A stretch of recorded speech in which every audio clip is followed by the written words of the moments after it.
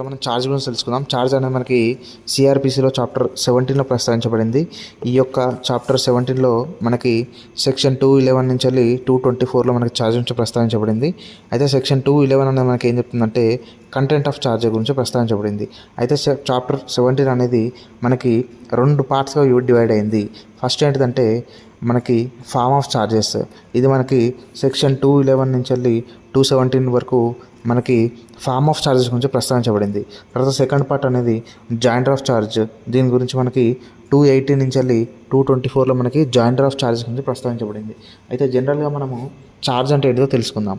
Charge అంటే ఏంటిదంటే court వారు ఒక అఫెన్స్కి సంబంధించి కానీ ఒక అక్విజిషన్కి సంబంధించి కానీ ఫ్రేమ్ చేయడాన్ని, అంటే ఆ ఒక్క దాన్ని కోర్టు వారు ఆ ఒక్క నేరారోపణను కోర్టు వారు ఒకవేళ ఫ్రేమ్ చేస్తే దాన్ని మనం ఛార్జ్ అంటారు. అయితే ఛార్జ్ అనేది ఒక ట్రయల్ జరగడానికి చాలా ఇంపార్టెంట్ రోల్ ప్లే చేస్తుంది. అయితే ఈ యొక్క ఛార్జ్ అనేది ఒకవేళ లేకపోతే ట్రయల్ అనేది యూనిఫామ్గా ఉండడానికి అవకాశం ఉండదు. ఎందుకంటే ఒక ఛార్జెస్ అనేది ఫ్రేమ్ చేయకపోతే అక్యూజ్డ్ కానీ ప్రాసిక్యూషన్ కానీ ఏ పడితే ఈ ఎవిడెన్స్గా సమర్పించడానికి అవకాశం ఉంటుంది, అంటే ఇర్రిలవెంట్ ఎవిడెన్స్ సమర్పించడానికి అవకాశం ఉంటుంది. అందుకే ఒక ట్రయల్ని క్రమబద్ధీకరించాలంటే కోర్టు వారు ఛార్జ్ అనేది కంపల్సరీ చేయాలి. అందుకే ఛార్జ్ అనేది ఒక ట్రయల్కి ఫస్ట్ స్టేజ్గా భావించాలి. అయితే ఈ యొక్క ఛార్జ్ అనేది ఒకవేళ ఒక అక్యూజ్డ్ ఛార్జెస్ ఫ్రేమ్ కంటే ముందే అతన్ని రిలీజ్ చేసే ఎవిడెన్సెస్ లేవని అప్పుడు అతను డిశ్చార్జ్ అవుతాడు. అదే ఒకవేళ ఒక అక్యూజ్డ్ ప్రాసిక్యూషన్ దగ్గర సఫిషియంట్ ఎవిడెన్స్ లేవని ఛార్జెస్ ఫ్రేమ్ అయిన తర్వాతకు వెళ్ళి రిలీజ్ చేస్తే అప్పుడు అతను అక్విటల్ అయినట్టుగా భావించాలి. అందుకే ఛార్జ్ అనేది మనకి క్రిమినల్ ప్రొసీజర్లో ఒక ఇంపార్టెంట్ రోల్ ప్లే చేస్తుంది. అయితే ఈ యొక్క ఛార్జ్ అనేది ఫ్రేమ్ అయినప్పుడు ఇరు పార్టీలు ప్రాసిక్యూషన్ కానీ డిఫెండెంట్స్ కానీ ఈ యొక్క ఛార్జ్ని ప్రూవ్ కానీ డిస్ప్రూవ్ కానీ చేయడానికి ఎవిడెన్సెస్ అనేవి సమర్పిస్తారు. ఇవి మనకి ఇండియన్ ఎవిడెన్స్ యాక్ట్ సెక్షన్ 5 కింద మనకి రిలవెంట్ ఫ్యాక్ట్స్గా భావించాలి. తర్వాత ఇంకొకటి ఏంటిదంటే ఒకవేళ ఒక అక్యూజ్డ్ అంటే డిఫెండెంట్ ఒకవేళ ఒక డిఫెన్స్ కౌన్సిల్ ఒకవేళ ఈ యొక్క ఛార్జెస్ అనేవి డిస్ప్రూవ్ చేస్తే అప్పుడు అక్యూజ్డ్ అక్విటల్ అన్నట్టుగా భావించాలి. ఒకవేళ ఒక ప్రాసిక్యూటర్ ఈ యొక్క ఛార్జెస్ ఒకవేళ ప్రూవ్ చేస్తే అప్పుడు అక్యూజ్డ్ కన్విక్ట్ అయినట్టుగా భావించాలి. ఒకవేళ ప్రాసిక్యూషన్ కానీ డిఫెన్స్ కానీ ఒక ఛార్జ్ని ప్రూవ్ కానీ డిస్ప్రూవ్ కానీ చేయకపోతే అప్పుడు కోర్టు వారు ఆ ఒక అక్యూజ్డ్ని రిలీజ్ చేయడానికి అవకాశం ఉంటుంది. బెనిఫిట్ ఆఫ్ డౌట్ కింద అతన్ని రిలీజ్ చేస్తారు. అయితే ఈ యొక్క ఛార్జెస్ సంబంధించి మనం క్రిమినల్ లాలో మనం ఛార్జెస్ అంటున్నాము, అదే సివిల్ లాలో అయితే మనం దీన్ని ఇష్యూస్ అంటారు. అయితే ఈ యొక్క ఛార్జెస్ని మనం ఒకవేళ ఎవిడెన్స్ యాక్ట్కి రిఫర్ చేస్తే అప్పుడు మనం ఈ యొక్క ఛార్జెస్ని ఫ్యాక్ట్ ఇన్ ఇష్యూస్గా మనము పరిగణించడానికి అవకాశం ఉంటుంది. అయితే కోర్టు వారు బిఫోర్ ప్రొనౌన్స్మెంట్ ఆఫ్ జడ్జిమెంట్ ఎప్పుడైనా ఈ యొక్క ఛార్జెస్ని ఆల్టర్ కానీ అమెండ్ కానీ చేయడానికి అవకాశం అనేది ఉంటుంది. అయితే ఈ యొక్క ఛార్జెస్ అనేవి మనకి దీని గురించి ఒక ఇంట్రడక్షన్. అయితే మనకి సెక్షన్ 11 అనేది ఏం చెప్తుందో తెలుసుకుందాం. సెక్షన్ 11 అనేది మనకి కంటెంప్ట్ ఆఫ్ ఛార్జ్ గురించి ప్రస్తావించబడింది. అంటే ఛార్జెస్ అంటే ఒక ఛార్జ్లో ఏమేమి కంటెంట్స్ ఉండాలి, ఒక ఛార్జ్లో అఫెన్సెస్ ఏ ఒక్క అఫెన్స్ పైన అయితే ఒక అక్యూజ్డ్ పైన ఛార్జెస్ అనేవి ఫ్రేమ్ అయిందో ఆ ఒక అఫెన్స్ అనేది ఆ ఒక ఛార్జ్లో మెన్షన్ చేసి ఉండాలి. ఒకవేళ ఒకవేళ ఆ ఒక అఫెన్స్కి స్పెసిఫిక్ నేమ్ ఉంటే ఆ ఒక నేమ్ అనేది మెన్షన్ చేయాలి. తర్వాత ఏ ఒక్క చట్టం కింద అతను పైన అఫెన్స్ అనేది ఛార్జ్ అనేది ఫ్రేమ్ అయిందో ఆ ఒక చట్టం ఒక పేరు, తర్వాత ఆ ఒక చట్టంలో ఏ ఒక్క సెక్షన్ కింద అతని పైన ఛార్జ్ అనేది ఫ్రేమ్ అయిందో ఒక ఆక్యుపెన్సీకి సంబంధించి ఆ ఒక సెక్షన్ అనేది మెన్షన్ చేయాలి. తర్వాత ఒకవేళ ఆ ఒక్క అఫెన్స్ యొక్క నేమ్ అనేది లేకపోతే ఆ ఒక డిస్క్రిప్షన్ ఆఫ్ అఫెన్స్కి సంబంధించి ఈ యొక్క అక్యూజ్డ్కి నోటీస్ కావడానికి ఆ ఒక అఫెన్స్కి సంబంధించిన తాలూకు వివరాలు అనేవి ఆ ఒక ఛార్జ్లో మెన్షన్ చేయాలి. తర్వాత ఈ యొక్క ఛార్జెస్ అనేవి లాంగ్వేజ్ ఆఫ్ ద కోర్టులో ఫ్రేమ్ చేయాలి. ఒకవేళ అక్యూజ్డ్ ప్రీవియస్గానే ఒకవేళ కన్విక్ట్ అయ్యాడు, దానివల్ల ఇప్పుడు అక్యూజ్డ్కి ఎన్హాన్స్ పనిష్మెంట్ అనేది రానికి అవకాశం ఉన్నప్పుడు అది ఛార్జ్లో అతను ప్రీవియస్గా కన్విక్ట్ అయినట్టు ఛార్జ్లో మెన్షన్ చేయాలి. ఒకవేళ అతను ప్రీవియస్గా కన్విక్ట్ అయినట్టుగా ఛార్జ్లో మెన్షన్ చేయని పక్షంలో ఎప్పుడైనా కూడా ఎట్ ఎనీ స్టేజ్ ఆ ఒక్క ప్రీవియస్ కన్విక్షన్ సంబంధించి ఈ యొక్క ఛార్జ్లో ఇంక్లూడ్ చేయడానికి అవకాశం ఉంటుంది కోర్టు వారు. దీనికి సంబంధించి మనకి కంటెంప్ట్ ఆఫ్ ఛార్జ్ సెక్షన్ 11లో ప్రస్తావించబడింది. అయితే సెక్షన్ 12 అనేది మనకి ఏం చెప్తుందంటే particulars as to time, place and person. అయితే ఈ యొక్క దాంట్లో మనకి ఏం చెప్తుందంటే ఛార్జ్లో ఏ ఒక్క టైంలో ఏ ఒక్క ప్లేస్లో అఫెన్స్ అనేది కమిట్ అయిందో దానికి సంబంధించిన వివరాలు, ఏ ఒక్క పర్సన్ కానీ ఏ ఒక్క థింగ్కి ఎగనెస్ట్గా ఒక అఫెన్స్ అనేది పాల్పడ్డాడో ఆ ఒక్క దానికి సంబంధించిన వివరాలు, తర్వాత ఇవి అనేది ఒక ఛార్జ్లో మెన్షన్ చేయాలి. ఇవి ఎందుకు మెన్షన్ చేస్తారయ్యా అంటే అక్యూజ్డ్కి ఒక అఫెన్స్ కమిట్ అయినట్టుగా అతనికి గుర్తుకు రావడానికి అతనికి నోటీస్ ఇవ్వడానికి ఈ యొక్క సెక్షన్ 12 కింద మనకి క్లాస్ 1 కింద అతనుకు ఈ యొక్క సంబంధించినవి కంటెంట్స్ అనేవి ఛార్జ్లో ఇంక్లూడ్ చేయాలి. ఒకవేళ ఒక అఫెన్స్ అనేది క్రిమినల్ బ్రీచ్ ఆఫ్ ట్రస్ట్ కానీ, తర్వాత డిసానెస్ట్ మిస్అప్రోప్రియేషన్ ఆఫ్ మనీ కానీ, ఒకవేళ మూవబుల్ ప్రాపర్టీకి సంబంధించి ఉంటే అప్పుడు ఏ ఒక్క డేట్స్ బిట్వీన్లో అఫెన్స్ అనేది కమిట్ అయినట్టుగా భావిస్తున్నారో దానికి సంబంధించిన డీటెయిల్స్ అనేది మెన్షన్ చేయాలి. కానీ ఎగ్జాక్ట్ డేట్ అనేది మెన్షన్ చేయవలసిన అవసరం లేదు. తర్వాత ఒకవేళ ఈ అమౌంట్ అనేది ఎంత మిస్అప్రోప్రియేట్ అయిందో ఆ ఒక అమౌంట్ అనేది మనం ఛార్జ్లో మెన్షన్ చేయాలి. ఒకవేళ అదే మూవబుల్ ప్రాపర్టీకి సంబంధించి మిస్అప్రోప్రియేషన్ జరిగితే అప్పుడు డిస్క్రిప్షన్ ఆఫ్ ద మూవబుల్ ప్రాపర్టీకి సంబంధించి కూడా ఆ ఒక ఛార్జ్లో మెన్షన్ చేయాలని మనకి సెక్షన్ 12 అనేది చెప్తుంది. అదే సెక్షన్ 12 అనేది మనకి ఏం చెప్తుంది, టైం, ప్లేస్ అంటే ఏ ఒక్క టైంలో ఏ ఒక్క ప్లేస్లో అఫెన్స్ అనేది దానికి సంబంధించి, ఒకవేళ పర్సన్ అంటే ఏ ఒక్క పర్సన్కి వ్యతిరేకంగా ఒక అఫెన్స్ జరిగిందో ఆ ఒక పర్సన్కి సంబంధించిన డీటెయిల్స్, ఆ ఒక పర్సన్కి సంబంధించి, తర్వాత క్రిమినల్ మిస్అప్రోప్రియేషన్ కానీ, తర్వాత ఒకవేళ ఈ యొక్క డిజానెస్ట్ మిస్అప్రోప్రియేషన్ కానీ, క్రిమినల్ బ్రీచ్ ఆఫ్ ట్రస్ట్ జరిగితే అప్పుడు ఎగ్జాక్ట్ డేట్ మెన్షన్ చేయవలసిన అవసరం లేదు. ఏ ఒక్క డేట్స్ బిట్వీన్ ఈ యొక్క అఫెన్స్ జరిగిందో ఆ ఒక డేట్, తర్వాత ఎంత అమౌంట్కి, ఒకవేళ మూవల్ ప్రాపర్టీ అయితే ఆ ఒక description of the movable property mention చేయాలని మనకి సెక్షన్ 12 అనేది చెప్తుంది. అయితే సెక్షన్ 13 అనేది మనకి ఏం చెప్తుందంటే ఒకవేళ మనకి సెక్షన్ 11 సెక్షన్ 12 కింద పేర్కొన్న ఈ యొక్క వివరాలు అనేది ఒక ఛార్జ్లో ఇంక్లూడ్ అయినప్పుడు అప్పుడు కూడా ఒకవేళ అక్యూజ్డ్కి అతను ఏ ఒక్క అఫెన్స్ పైన ఛార్జ్ అనేది ఫ్రేమ్ అయ్యిందో, ఒకవేళ అక్యూజ్డ్కి ఒకవేళ నోటీస్కి రాకపోతే అప్పుడు ఏం చేయాలంటే ఆ ఒక మ్యానర్ ఆఫ్ అఫెన్స్ అంటే అఫెన్స్ ఎలా చేస్తాడో ఆ ఒక పద్ధతిని కూడా మనము ఛార్జ్లో ఇంక్లూడ్ చేయాలి. ఒకవేళ సెక్షన్ 11 సెక్షన్ 12 కింద అక్యూజ్డ్కి నోటిఫై కాకపోతే ఏ ఒక్క అఫెన్స్కి అతనికి ఛార్జ్ అనేది మేడ్ అయిందో దీని గురించి మనకి సెక్షన్ 13 అనేది చెప్తుంది. తర్వాత సెక్షన్ 14 అనేది మనకి ఏం చెప్తుందంటే words taken in sense of law under which offence punishable.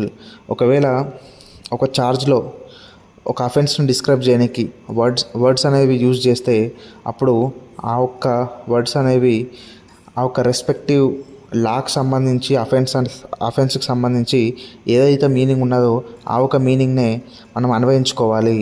అంటే ఒకవేళ జనరల్గా మనం వర్డ్స్ అనేది జనరల్గా మనం ఛార్జ్లో ఉపయోగిస్తాం. ఈ యొక్క ఒక అఫెన్స్ని డిస్క్రైబ్ చేయడానికి వర్డ్స్ అనేది ఉపయోగిస్తాం. అప్పుడు ఆ ఒక వర్డ్స్ ఏ ఒక్క యాక్ట్కి సంబంధించిన అఫెన్స్లో ఈ యొక్క డెఫినేషన్లో ఆ ఒక్క అఫెన్స్ అనేది వస్తుందో దానికి సంబంధించిన వర్డ్స్ ఉపయోగించినట్టుగానే భావించాలి. అంటే ఒకవేళ మనం కామన్గా ఒక అఫెన్స్ జరిగిందని ఇట్లా డిస్క్రైబ్ చేస్తే అప్పుడు ఆ ఒక వర్డ్స్ అనేవి మనము ఆ ఒక యాక్ట్కి సంబంధించి అంటే ఏ ఒక యాక్ట్లో ఈ యొక్క అఫెన్స్ అనేది కమిట్ అయిందో ఆ ఒక యాక్ట్కి సంబంధించిన మీనింగ్ అనేది మనం అట్రిబ్యూట్ చేసుకోవాలని మనకి సెక్షన్ 214లో చెప్పబడింది. అయితే సెక్షన్ 215 అనేది మనకి ఏం చెప్తుందంటే ఒకవేళ కోర్టు వారు ఒక ఛార్జెస్ అనేవి ఫ్రేమ్ చేశారు. ఆ ఒక ఛార్జెస్లో ఒకవేళ ఎర్రర్ కానీ ఒమిషన్ కానీ ఉంటే అప్పుడు ఈ యొక్క ఎర్రర్ కానీ ఒమిషన్ కానీ ఒకవేళ అక్యూజ్డ్కి ఇంజస్టిస్ కలగడానికి అవకాశం లేనప్పుడు ఆ ఒక ఎర్రర్ కానీ ఒమిషన్ కానీ జరిగిన ఆ ఒక ట్రయల్ అనేది వ్యాలిడ్ ట్రయల్గా భావించాలి అని మనకి సెక్షన్ 215 అనేది మనకి ప్రస్తావించబడింది. అంటే ఎర్రర్ కానీ ఒమిషన్ కానీ జరిగితే అది ఒకవేళ మెటీరియల్ కానప్పుడు అది ఈ యొక్క మెటీరియల్ సబ్జెక్ట్ కానప్పుడు ఒకవేళ అక్యూజ్డ్కి ఇంజస్టిస్ అనేది ఈ యొక్క ఎర్రర్ కానీ ఒమిషన్ కానీ ఈ యొక్క ఛార్జ్లో ఉన్నప్పుడు ఒక అక్యూజ్డ్కి ఇంజస్టిస్గా ఒకవేళ అది ఎఫెక్ట్ అనేది చూపెట్టకపోతే అప్పుడు ఈ యొక్క ఎర్రర్ కానీ ఒమిషన్ కానీ ఉన్నప్పటికీ ట్రయల్ అనేది వ్యాలిడ్ ట్రయల్గా భావిస్తారు. దీని గురించి మనకి సెక్షన్ 215 అనేది ప్రస్తావించబడింది. అయితే సెక్షన్ 216 అనేది మనకి ఏంటంటే కోర్ట్ మే ఆల్టర్ ఛార్జ్, అంటే కోర్టు ఎప్పుడు ఛార్జ్ అనేది కోర్టు ఛార్జెస్ అనేవి ఆల్టర్ చేయడానికి అవకాశం ఉంటుంది అనే దాని గురించి మనకు సెక్షన్ 216 అని చెప్తుంది. అది ఈ యొక్క సెక్షన్ ప్రకారం ఏంటంటే కోర్టు వారు ఛార్జెస్ని ఆల్టర్ కానీ యాడ్ కానీ చేయడానికి అవకాశం ఉంటుంది at any time before the pronouncement of judgement.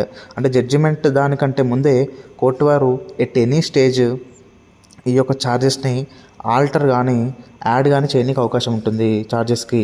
అయితే ఈ యొక్క ఆల్టరేషన్ కానీ ఎడిషన్ కానీ ఒకవేళ ప్రాసిక్యూషన్ కానీ అక్యూజ్డ్కి కానీ ఎటువంటి ప్రిజుడైజ్ అనేది కాదు అని కోర్టు వారు భావిస్తే అప్పుడు యథావిధిగా ఆ ఒక ఆల్టరేషన్ కానీ అమెండ్ ఆ ఒక ఆల్టరేషన్ కానీ తర్వాత ఆ ఒక ఎడిషన్ కానీ జరిగినప్పుడు ఛార్జ్కి అప్పుడు యథావిధిగా ట్రయల్ అనేది కొనసాగించాలి.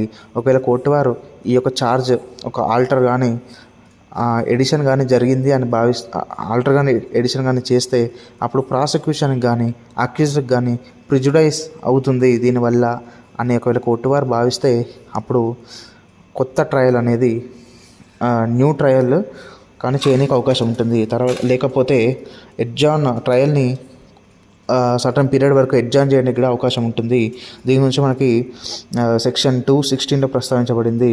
తర్వాత ఒకవేళ ఒక ఛార్జెస్ అనేది ఫ్రేమ్ చేయడానికి అంటే ఈ యొక్క ఎడిషన్ కానీ ఈ యొక్క ఎడిషన్ కానీ ఆల్టరేషన్ కానీ చేయడానికి ఒకవేళ ఆ ఒక ఛార్జ్లో మనకి గవర్నమెంట్ ఒక ప్రీవియస్ శాంక్షన్ అనేది కావాలి అనుకుంటే అప్పుడు గవర్నమెంట్ ఒక ప్రీవియస్ శాంక్షన్ వచ్చిన తర్వాత మాత్రమే ఈ యొక్క ఛార్జ్కి సంబంధించి ఫర్దర్గా ప్రొసీడ్ కానికి అవకాశం ఉంటుంది. ఈ యొక్క ప్రీవియస్ శాంక్షన్ ఒకవేళ అప్టైన్ కాకపోతే ఆ ఒక ఛార్జ్కి సంబంధించి ఫర్దర్గా ప్రొసీడ్ కానికి అవకాశం లేదు అనే దాని గురించి కూడా మనకి సెక్షన్ 216లో ప్రస్తావించబడింది.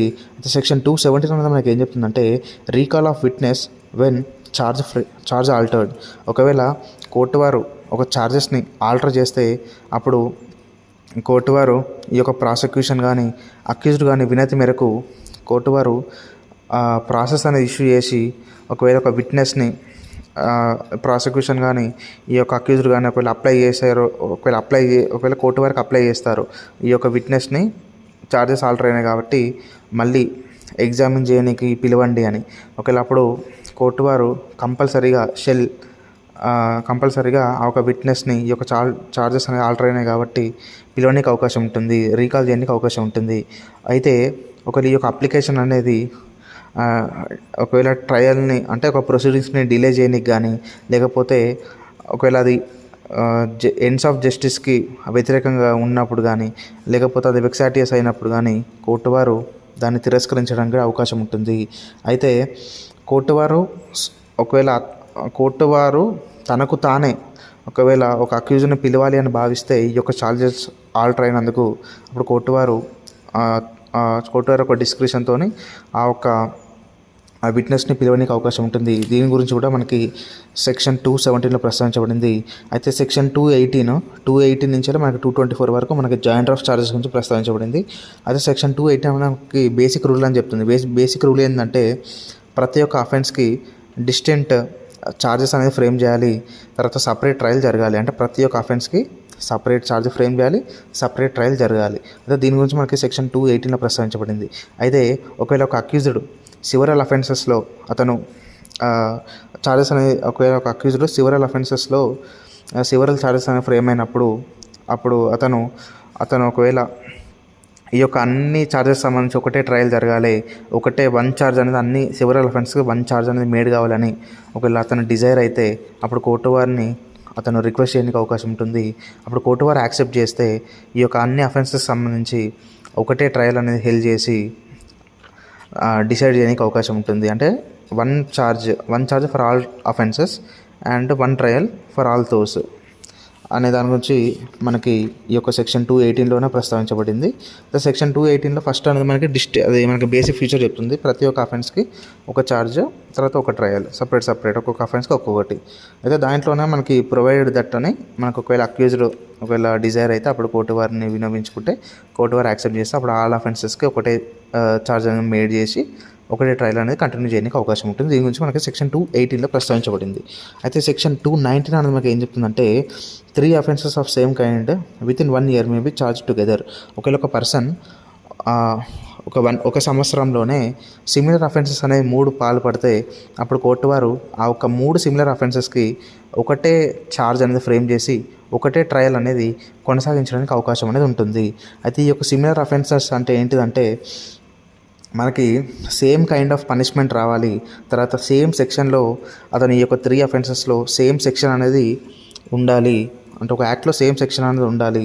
తర్వాత ఒకవేళ అటెంప్ట్ కానీ అబెట్ కానీ చేస్తే కూడా అప్పుడు మనకి ఈ యొక్క సెక్షన్ కింద మనము సేమ్ కైండ్ ఆఫ్ అఫెన్స్గా పరిగణించబడి మనము అతనికి 1 ఛార్జ్ అనేది ఫ్రేమ్ చేయడానికి అవకాశం ఉంటుంది. ఒకవేళ ఆ ఒక్క అటెంప్ట్ కానీ కమిట్ చేస్తే ఆ ఒక సేమ్ కైండ్ ఆఫ్ అఫెన్స్కి సంబంధించి ఒకవేళ అటెంప్ట్ కమిట్ చేస్తే అప్పుడు కానీ, లేకపోతే సేమ్ పనిష్మెంట్ సేమ్ సెక్షన్లో ఉన్నప్పుడు కానీ అప్పుడు అతను 1 yearలోనే ఈ యొక్క 3 కంటే ఎక్కువ ఉండదు, మళ్ళీ 3 అఫెన్సెస్ వరకు అతనికి ఒకటే ఛార్జ్ అనేది ఇచ్చి ఒకటే ట్రయల్ అనేది కొనసాగించడానికి అవకాశం ఉంటుంది. దీని నుంచి మనకి సెక్షన్ 219లో ప్రస్తావించబడింది. అయితే 220 అనేది మనకి ఏం చెప్తుందంటే trial for more than 1 offence, అంటే ఒకటి కంటే ఎక్కువ దానికి ట్రయల్ అనేది చేయడానికి అనేది మనకి సెక్షన్ 220 అనేది ప్రస్తావించబడింది. ఈ యొక్క సెక్షన్ ప్రకారం ఏంటిదంటే తర్వాత మనకి సెక్షన్ 220 అనేది మనకి ఏం చెప్తుందంటే ఒకవేళ ఒక పర్సన్ ఒకటే ట్రాన్సాక్షన్లో సివరల్ అఫెన్సెస్ అనేవి పాల్పడితే అప్పుడు ఆ ఒకటే ట్రాన్సాక్షన్లో సివరల్ అఫెన్సెస్ అనేవి పాల్పడ్డాడు కాబట్టి ట్రాన్సాక్షన్ ఒకటే కాబట్టి అప్పుడు ఆ ఒక సివరల్ అఫెన్సెస్ కూడా ఒకటే ఛార్జ్లో ఆ ఒక సివరల్ అఫెన్సెస్ని ఇంప్లాంట్ చేయడానికి అవకాశం ఉంటుంది. అంటే ఒక సివరల్ అఫెన్సెస్కి ఒకటే ఛార్జ్ అనేది మేడ్ చేయడానికి అవకాశం ఉంటుందని మనకి సెక్షన్ 220 అనేది చెప్తుంది. తర్వాత ఒకవేళ ఒక పర్సన్ ఒకటి కంటే ఎక్కువ అఫెన్సెస్ అనేవి ఒకవేళ క్రిమినల్ బ్రీచ్ ఆఫ్ ట్రస్ట్ కానీ లేకపోతే క్రిమినల్ మిస్అప్రోప్రియేషన్ అనేది ఒకవేళ అతని పైన ఒక ఛార్జెస్ అనేవి ఉంటే అప్పుడు దానికి సంబంధించిన కంపానియన్ అఫెన్సెస్ అనేవి ఉంటాయి. అంటే అదేంటంటే ఫాల్సిఫికేషన్ ఆఫ్ అకౌంట్స్, ఒక సేమ్ పర్సన్ ఏ ఒక పర్సన్ పైన అయితే క్రిమినల్ బ్రీచ్ ఆఫ్ ట్రస్ట్ కానీ క్రిమినల్ మిస్అప్రోప్రియేషన్ అనేది ఒక ఛార్జెస్ అనేవి ఉన్నాయో దానికి కంపానియన్ అఫెన్సెస్ అనేవి, అంటే ఫాల్సిఫికేషన్ ఆఫ్ అకౌంట్స్ కూడా కంపానియన్ అఫెండ్ కాబట్టి ఒక సేమ్ పర్సన్ కమిట్ చేశాడు కాబట్టి దానికి సంబంధించి ఒకటే ఛార్జ్ అనేది మేడ్ చేయడానికి అవకాశం ఉంటుందని మనకి సెక్షన్ 220 అనేది చెప్తుంది. తర్వాత ఇంకొకటి ఏంటిదంటే ఒకవేళ ఒక అఫెన్స్ ఉన్నది, ఆ ఒక అఫెన్స్ని సపరేట్గా ఛార్జ్ చేస్తే సివరల్ అఫెన్సెస్ అనేవి మేడ్ అవుతాయి అన్నప్పుడు ఆ ఒక సివరల్ అఫెన్సెస్కి ఆ ఒక అన్ని అఫెన్సెస్ సంబంధించి ఒక ఛార్జ్ అనేది మేడ్ చేసి ఒక ట్రయల్ అనేది కండక్ట్ చేయాలి. అంటే ఏంటంటే ఒకవేళ ఒక ఛార్జ్ అనేది సపరేట్గా ఫ్రేమ్ చేస్తే సివరల్ అఫెన్సెస్ అనేవి ఒకవేళ బర్త్ అయినట్టుగా భావిస్తే అప్పుడు ఆ ఒక్క సివరల్ అఫెన్సెస్ సంబంధించి ఒక ఛార్జ్ మేడ్ చేసి ఒక ట్రయల్ అనేది హెల్డ్ చేయాలి అని మనకి ఈ యొక్క సెక్షన్లో చెప్పారు. తర్వాత ఇంకొకటి ఏంటిదంటే మనకి సెక్షన్ 221 అనేది మనకి ఏం చెప్తున్నారంటే ఒకవేళ కోర్టు వారు ఏ ఒక అఫెన్సెస్ అనేవి ఆ ఒక అక్యూజ్డ్ కమిట్ అయ్యాడో డౌట్ఫుల్ ఉన్నప్పుడు అప్పుడు ఆ ఒక డౌట్ఫుల్కి సంబంధించిన అఫెన్సెస్ అన్నిటికీ ఒక ఛార్జ్ అనేది మేడ్ చేసి ఒక ట్రయల్ అనేది హెల్డ్ చేయాలి. అప్పుడు ఒక ఛార్జ్ అనేది మేడ్ చేయాలి, ట్రయల్ కాదు. ఒకవేళ ఒక పర్సన్ మనకు సెక్షన్ 221 అనేది ఏం చెప్తుందంటే ఒకవేళ కోర్టు వారికి ఒక అక్యూజ్డ్ కన్విక్ట్ అయ్యాడు కానీ డౌట్ఫుల్ ఏ ఒక అఫెన్సెస్ అనేవి ఇతను కమిట్ అయ్యాడో డౌట్ఫుల్ అయినప్పుడు అప్పుడు కోర్టు వారు ఆ ఒక డౌట్ఫుల్ అఫెన్సెస్ అన్నిటికి ఒక ఛార్జ్ అనేది ఫ్రేమ్ చేయాలి. అప్పుడు ఎవిడెన్సెస్ అనేవి ఆ ఒక ట్రయల్లో ఎవిడెన్సెస్ ఉంటాయి కదా, ఒక ఎవిడెన్సెస్ ఆ ఒక ఎవిడెన్సెస్కి అనుగుణంగా ఆ ఒక్క డౌట్ఫుల్ అఫెన్సెస్లో ఏ ఒక అఫెన్సెస్ అని అయితే ఎవిడెన్స్ ద్వారా ప్రూవ్ అయ్యాయో ఆ ఒక్క అఫెన్సెస్కి కన్విక్ట్ అనేది చేయడానికి అవకాశం ఉంటుంది. దీని నుంచి మనకి 221 అనేది ప్రస్తావించబడింది. అయితే మనకి సెక్షన్ 222 అనేది మనకి ఏం చెప్తున్నదంటే ఒకవేళ ఈ యొక్క సెక్షన్ 222 మనకి ఏం చెప్తుందంటే when offence proved include offence charged, అంటే ఏంటంటే ఒకవేళ ఒక అఫెన్స్ అనేది ప్రూవ్ అయింది, ఆ ఒక అఫెన్స్ అనేది అఫెన్స్ చార్జ్లో ఇంక్లూడ్ అయినప్పుడు అప్పుడు ఫర్ ఎగ్జాంపుల్ ఒక థెఫ్ట్ కేసు అనేది జరిగింది. ఒక థెఫ్ట్ కేసుకి ఛార్జ్ ఫ్రేమ్ అయినప్పుడు అప్పుడు అటెంప్ట్ టు థెఫ్ట్ అనేది ఒకవేళ జరిగిందనుకోండి, అప్పుడు ఒక ఛార్జ్ అనేది ఫ్రేమ్ అయింది, అంటే థెఫ్ట్ అనేది. అటెంప్ట్ జరిగింది అనేది ఒకవేళ ప్రూవ్ అయితే అప్పుడు ఈ యొక్క అటెంప్ట్ జరిగింది ప్రూవ్ అయింది కాబట్టి ఈ యొక్క థెఫ్ట్ కేసు ఏదైనప్పటికీ అటెంప్ట్ అయినట్టుగా, అంటే ఆ ఒక అటెంప్ట్ అనేది కూడా ఈ యొక్క థెఫ్ట్లో ఇంక్లూడ్ అయినది కాబట్టి ఆ ఒక థెఫ్ట్కి సంబంధించి ఆ ఒక అటెంప్ట్ టు కమిట్ థెఫ్ట్కి అతనికి కన్విక్ట్ అనేది చేయడానికి అవకాశం ఉంటుంది. అందుకే అఫెన్స్ ప్రూవ్డ్ ఇంక్లూడ్ అఫెన్స్ ఛార్జ్లో ఉన్నప్పుడు అప్పుడు ఆ ఒక దానికి ఛార్జెస్ అనేవి ఫ్రేమ్ చేయకుండానే సపరేట్గా అతన్ని కన్విక్ట్ చేయడానికి అవకాశం ఉంటుంది. తర్వాత ఒకవేళ కోర్టు వారు మేజర్ ఛార్జ్ అనేది ఫ్రేమ్ అయ్యింది, అయితే ఎవిడెన్స్ ద్వారా మైనర్ అఫెన్స్ అనేది ప్రూవ్ అయితే అప్పుడు కూడా ఈ యొక్క మేజర్ అఫెన్స్కి అతను కన్విక్ట్ కాకుండా ఈ యొక్క మైనర్ అఫెన్స్ అనేది ప్రూవ్ అయింది కాబట్టి ఆ ఒక మైనర్ అఫెన్స్కి కన్విక్షన్ అనేది చేయడానికి అవకాశం ఉంటుంది, సపరేట్ ఛార్జెస్ ఫ్రేమ్ చేయకుండా. అయితే ఒకవేళ అతను మైనర్ అఫెన్సెస్ అనేది ఛార్జ్ అనేది ఫ్రేమ్ అయింది అతని పైన, అయితే మేజర్ అఫెన్స్ అనేది ప్రూవ్ అయితే అప్పుడు మాత్రం ఫ్రెష్ ట్రయల్ అనేది కండక్ట్ చేయాలని మనకి సెక్షన్ 222 అనేది ప్రస్తావించబడింది.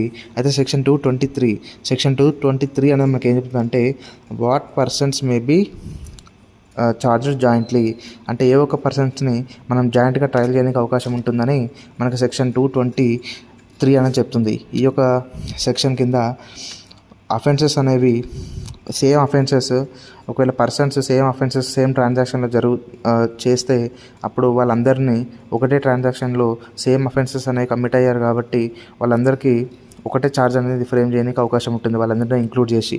తర్వాత ఒకవేళ కొంతమంది పర్సన్స్ అబెట్ చేశారు ఒక అఫెన్స్ కమిట్ చేయమని, తర్వాత కొంతమంది పర్సన్స్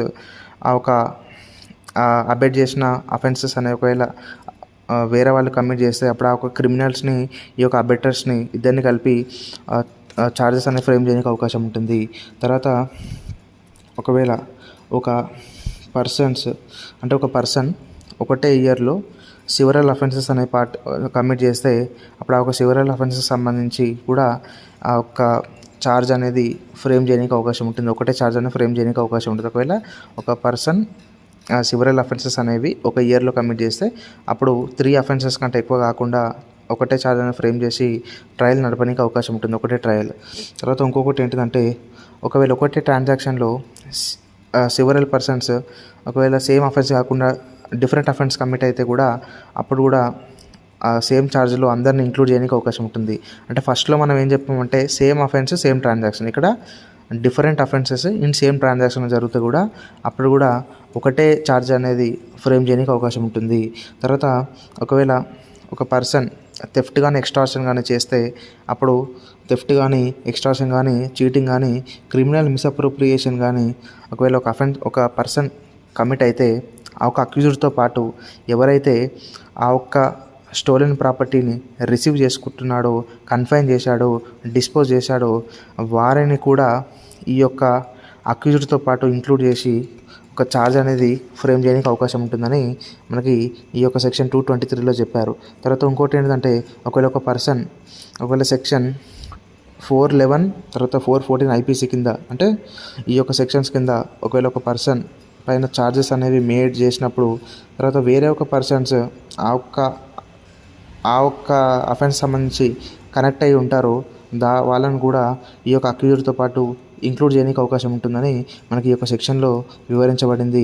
తర్వాత ఇంకొకటి ఏంటిదంటే ఒకవేళ ఒక పర్సన్ కౌంటర్ఫిట్ కైండ్స్ కానీ ఈ యొక్క అఫెన్సెస్లో కానీ ఒకవేళ ఒక పర్సన్ అక్యూజ్డ్ అయినప్పుడు ఆ ఒక్క అఫెన్స్ని కమిట్ చేయమని ఎవరైతే అబెట్ చేశారో, ఎవరైతే అటెంప్ట్ చేశారో వాళ్ళని కూడా ఈ యొక్క దాంట్లో ఒకటే ఛార్జ్లో ఇంక్లూడ్ చేయడానికి అవకాశం ఉంటుంది. అంటే ఒకవేళ ఒక పర్సన్ కౌంటర్ఫిట్ కైండ్లో ఒకవేళ అతను ఇంక్లూడ్ అయినప్పుడు అతనిపైన ఒక నేరారోపణ చేయబడి అతనిపైన ఛార్జెస్ అనేవి ఫ్రేమ్ అయినప్పుడు ఆ ఒక్క పర్సన్తో పాటు ఎవరైతే ఆ ఒక అఫెన్స్ చేయమని అబెట్ చేశారో తర్వాత అటెంప్ట్ చేశారో వాళ్ళని కూడా ఆ ఒక పర్సన్తో పాటు ఛార్జ్లో ఇంక్లూడ్ చేయడానికి జాయింట్ ఆఫ్ ఛార్జెస్లో వాళ్ళని కూడా ఇంక్లూడ్ చేయడానికి అవకాశం ఉంటుందని మనకి ఈ యొక్క సెక్షన్ అని చెప్పారు.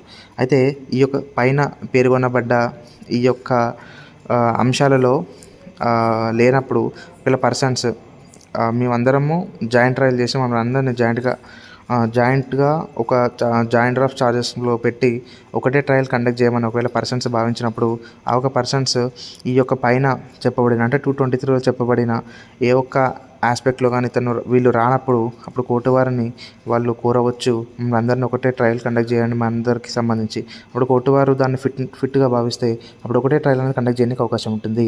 దీని గురించి కూడా మనకి సెక్షన్ 223లో ప్రస్తావించబడింది. సెక్షన్ 224 అనేది మనకి ఏం చెప్తుందంటే విత్డ్రావల్ ఆఫ్ రిమైనింగ్ ఛార్జెస్.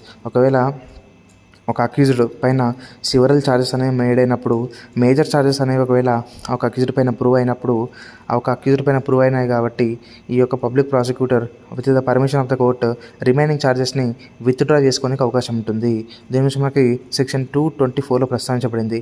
ఒకవేళ ఈ యొక్క పబ్లిక్ ప్రాసిక్యూటర్ విత్డ్రా చేసుకోకపోయినప్పటికీ కోర్టు వారు ఈ యొక్క మేజర్ ఛార్జెస్లో కన్విక్ట్ అయ్యాడు కాబట్టి ఆ ఒక అక్యూజ్డ్ రిమైనింగ్ ఛార్జెస్ని ఈ యొక్క రిమైనింగ్ ఛార్జెస్లో ఫర్దర్గా ప్రొసీడ్ కాకుండా కోర్టు వారు సస్పెండ్ చేయడానికి కూడా అవకాశం ఉంటుంది. దీని నుంచి మనకి సెక్షన్ 224లో వివరించబడింది. ఇది ఫ్రెండ్స్ మనకి సెక్షన్ 211 నుంచి 224 వరకు క్లుప్తమైన వివరణ. Thank you for watching.